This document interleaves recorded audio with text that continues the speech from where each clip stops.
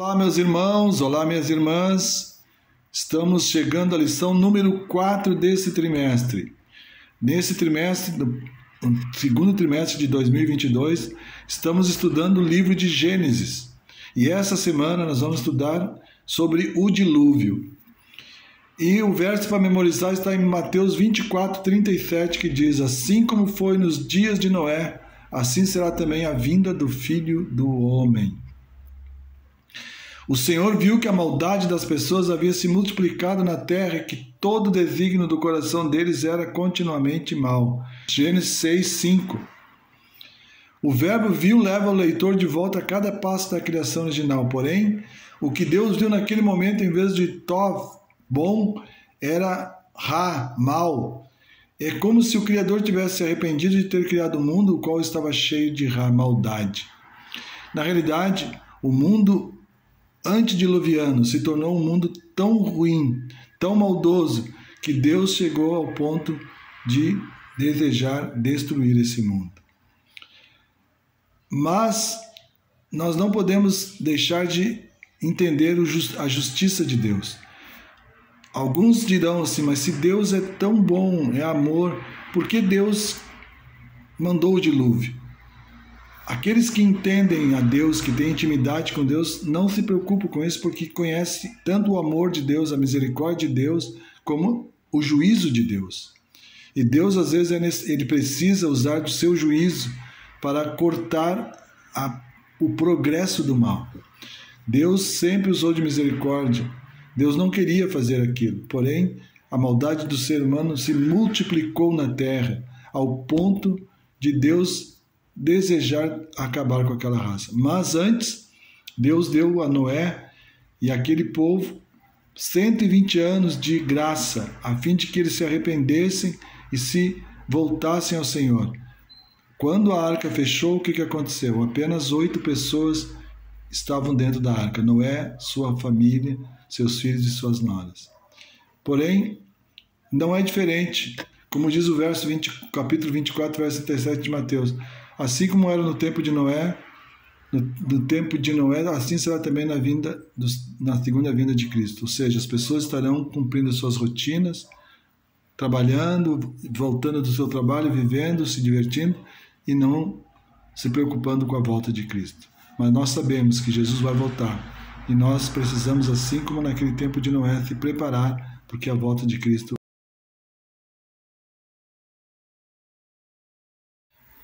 A parte de domingo fala sobre a preparação para o dilúvio. Em Gênesis 6, verso 13, Deus diz: então disse Deus a Noé: resolvi dar cabo de toda a carne, porque a terra está cheia de violência dos homens, eis que os farei perecer juntamente com a terra. Faze uma arca de tábua cipreste, nela farás compartimentos e cafetarás com betume por dentro e por fora.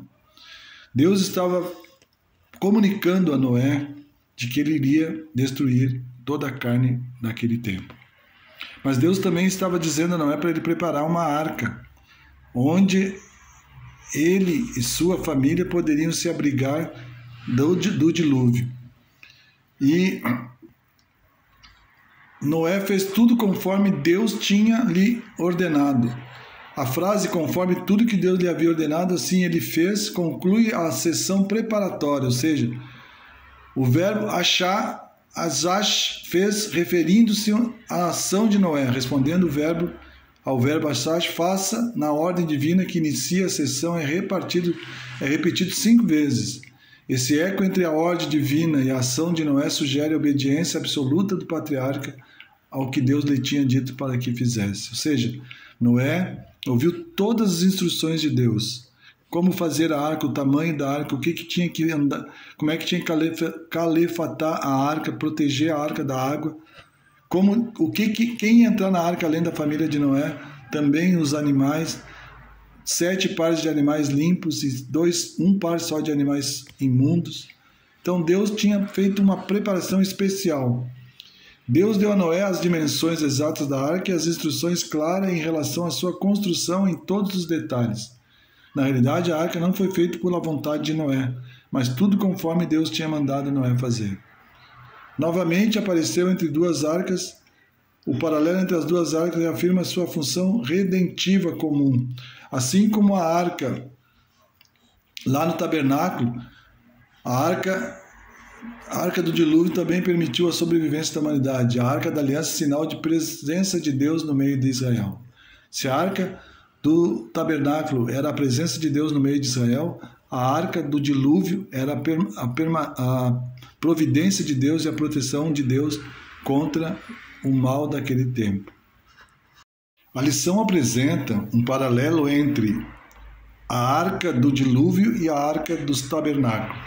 Assim como a arca do dilúvio permitiu a sobrevivência da humanidade, a arca da aliança, sinal da presença de Deus no meio de Israel, Êxodo 25, 22, apontava para a obra divina de salvação em favor do seu povo.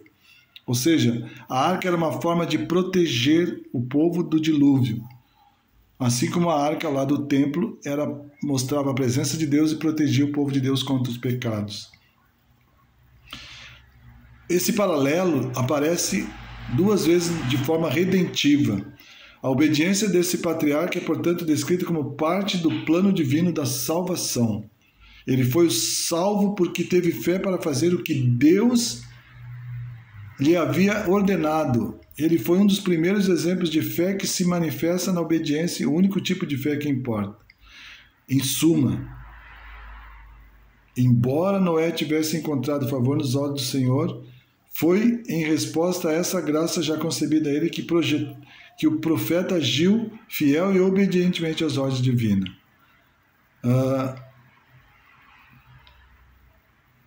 Também Deus fala aqui na lição de domingo que Deus deu a Noé as dimensões exatas da arca e instruções claras em relação à sua construção em todos os detalhes.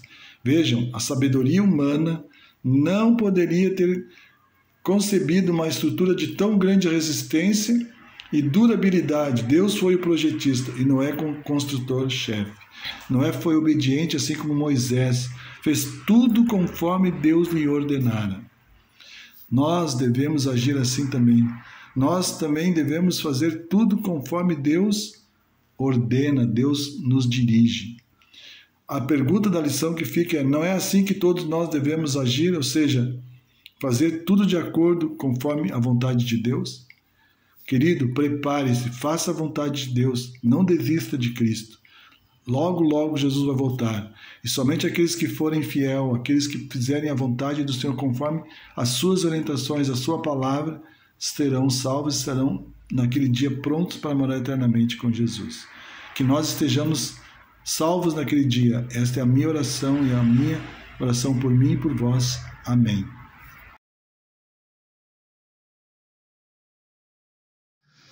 Irmãos, hoje eu quero vos falar um pouquinho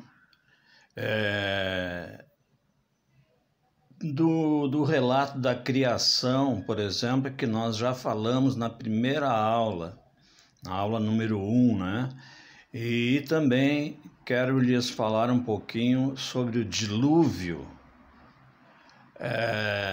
e também o final dele. E eu poderia começar dizendo que no relato da criação tem ali uma palavrinha, um verbo fazer, que ele tem grande implicação, né? Teve uma grande implicação no relato da criação e também no relato do dilúvio, o que Noé fez, né? No dilúvio.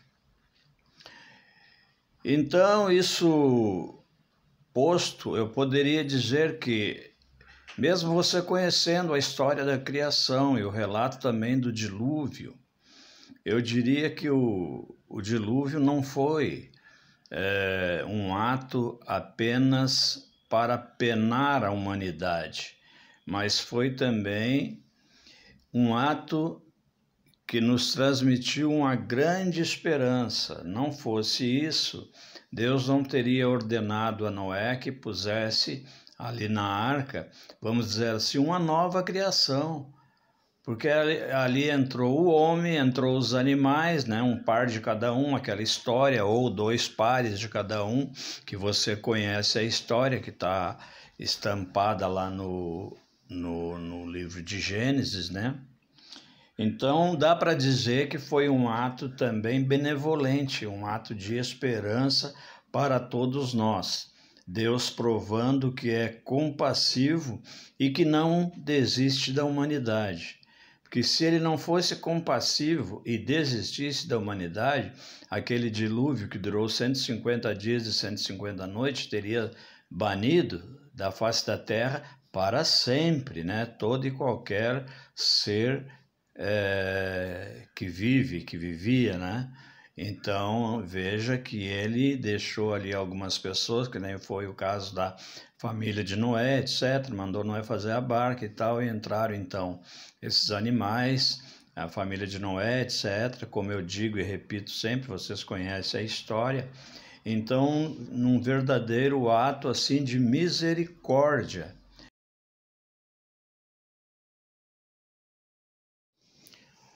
Bom, a Bíblia nos conta, irmãos, que as avassaladoras águas do dilúvio exterminaram todos os seres que viviam na terra. E nesse contexto ela prevaleceu 150 dias e 150 noites sobre a terra. E foi nesse contexto que Deus lembrou-se de Noé e de todos os seres que haviam lá na arca, que ele mesmo havia mandado Noé pô-las lá. E também, depois de Deus ter lembrado disso, o que ele fez? Ele, veja bem, dentro da misericórdia de Deus, ele soprou um vento e fez cessar as águas. E fechou também toda a saída de água que havia, que faziam com que acontecesse aquele dilúvio. Ele mandou fechar, ou ele fechou, né? Porque Deus ordena e alguém faz. Ele mesmo faz, como ele disse lá no relato da criação, que eu contei para vocês até daquela palavrinha, o verbo fez, que no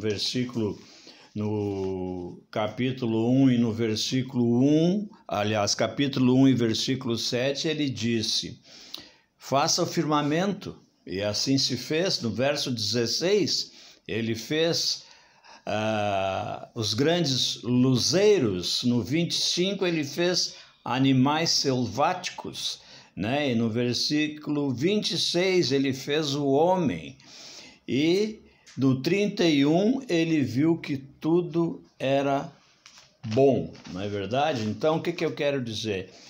Deus disse haja luz e houve luz. Não precisa o Darcy ir lá tocar no interruptor e fazer com que venha a luz. Não, Deus disse haja luz e houve luz. Então foi nesse contexto que Deus lembrou-se de Noé. Então é visto aí que Deus jamais esquecerá de suas promessas. Pois a chuva, então, como eu disse, ela foi detida, né? E toda e qualquer comporta foram fechadas, e assim terminou o dilúvio e começa então uma nova era.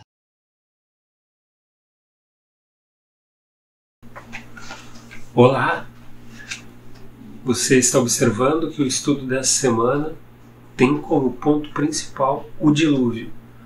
No tópico de hoje, nós temos o seguinte tema: a aliança de Deus, a parte 1. É interessante que Deus toma a iniciativa em fazer a aliança com o ser humano, nesse caso como Noé e sua descendência. Observe também que Deus é muito claro em dizer a quem é dirigida esta aliança. Veja comigo aquilo que está lá no livro de Gênesis, capítulo 4, verso 18. Diz assim: Contigo, porém, estabelecerei a minha aliança. Olha só, entrarás na arca. Quem que entraria na arca? O texto é muito claro. Tu e teus filhos, e a tua mulher, e as mulheres de teus filhos. Deus aqui indica a firmatura de uma aliança, indica quem são os participantes desta aliança. Lembrando que quando Deus faz uma aliança, quando Deus convida a humanidade para um acordo, para uma aliança, isso envolve sempre uma proposta de vida. E não é uma vida escassa, é uma vida em abundância, uma proposta generosa. Não tenha dúvida, quando Deus propõe alguma coisa para você, é sinal de que aquilo é bom, é muito bom. Também dentro desse tópico, desse estudo, nós temos a questão alimentar envolvendo a aliança. Nós observamos que quando a arca chega ao seu destino, quando os ocupantes da arca saem, é óbvio que a vegetação ela está comprometida, ela está em um novo ciclo de inicialização. Então Deus libera o consumo de carne devido a essa questão. E à medida que Deus libera esse consumo de carne, tudo deve ser entendido conforme os preceitos bíblicos, conforme aquilo que está lá em Levítico. Então Deus permite devido a uma questão das circunstâncias. As circunstâncias não permitiu o consumo normal de vegetais, porque a terra estava ainda em fase de desenvolvimento, ou seja, o ciclo do plantio iria demorar um determinado tempo. Então, para que Noé e sua família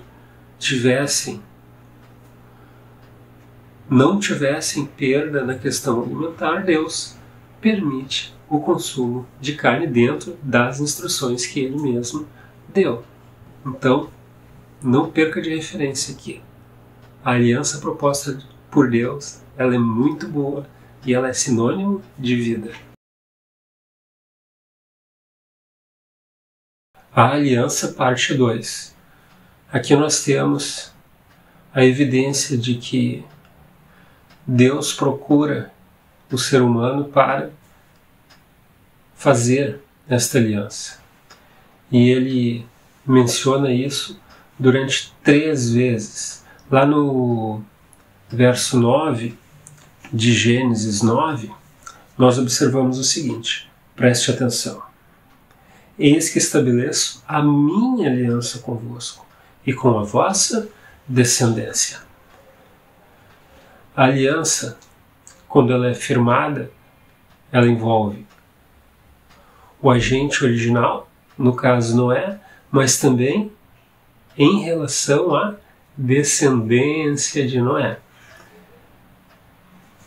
Então, nós temos o guarda-chuva de Deus, a mão de Deus, as promessas de Deus estendidas, não apenas a Noé, mas a sua descendência. Outro símbolo muito importante relacionado à questão da aliança firmada com Deus perante o seu povo é o arco-íris. Lembrando que Deus fez manifestar um arco-íris evidenciando o acordo, como se fosse um símbolo da aliança. E não se esqueça, toda vez que você observar um arco-íris no horizonte, lembre-se da promessa que Deus fez para Noé. E essa promessa que Deus fez para Noé, ela se estende ao longo dos tempos e vem até os nossos dias. Portanto, é uma aliança viva, é um acordo que continua valendo, É Deus preservando a vida, é Deus interessado em valorizar o seu povo. Não se esqueça disso. Valorize, honre e conheça. Aprenda sobre a aliança que Deus tem proposta para cada um de nós.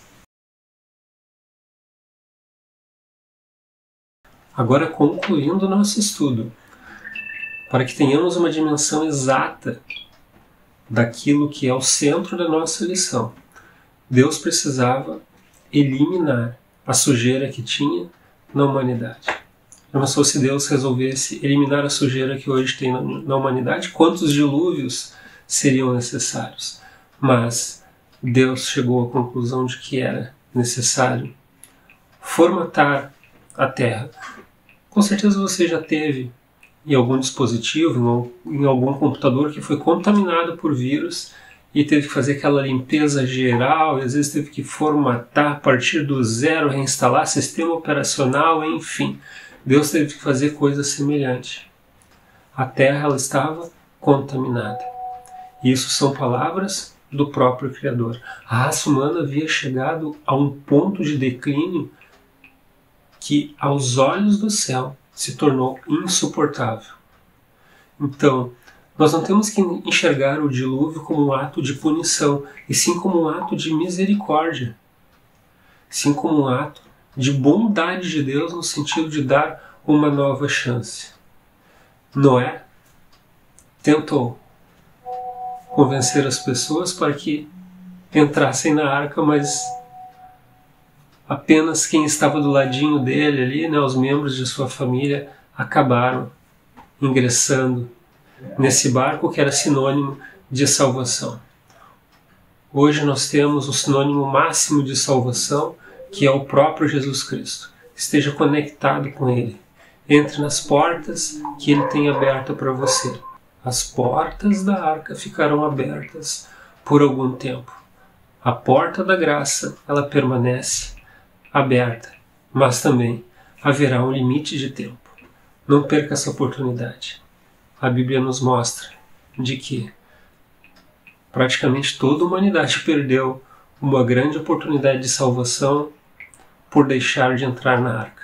Que nós não venhamos a perder a nossa magnífica oportunidade de salvação em aceitar Jesus e viver eternamente com Ele em um mundo perfeito, em uma companhia perfeita. Honre e valorize a aliança oferecida por Deus. Pai, obrigado pela redenção em Cristo Jesus. Já não precisamos morrer eternamente. Que graça maravilhosa a Tua, Pai. Louvamos-te sempre. Em nome de Jesus. Amém.